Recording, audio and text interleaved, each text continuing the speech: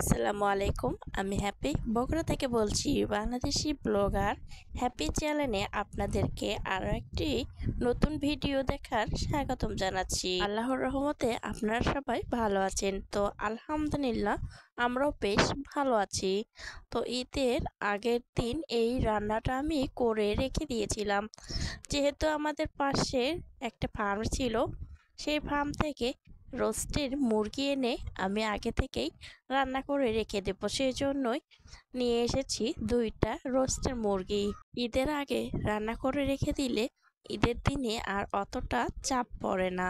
সবাইকে জানাচ্ছি ঈদের অগ্রিম শুভেচ্ছা। ঈদ মোবারক। আমি যেভাবে রোস্ট রান্না করি তার একটু ভিডিও তোমাদের সাথে শেয়ার করলাম। তো আশা করছি ভিডিওটি তোমাদের কাছে ভালো লাগবে। রোস্ট রান্না করছি, তার পাশাপাশি আমি একটু বেগুন ভেজে নিয়েছি, আবার ছিল একটু পোলাও। তো বেশি করেই রোস্ট রান্না করা হয়েছে।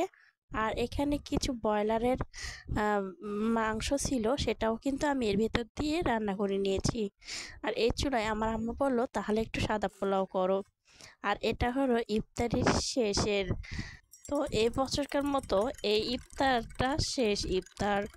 তো এবার 29টি রোজা হয়েছে। আর এই প্রচণ্ড গরমে আমি ভাবলাম দই আছে, তো দই দিয়ে একটা মাঠা তৈরি করতেছি। এর ভিতরে একটু হালকা চিনি, 2 চামচ দই আর একটু লেবুর রস দিয়ে আমি এটা ভালো করে গুলিয়ে নিচ্ছি। ভিডিওটা যদি ভালো লাগে অবশ্যই আমার চ্যানেলটি সাবস্ক্রাইব করবেন, আমার পাশে থাকবেন।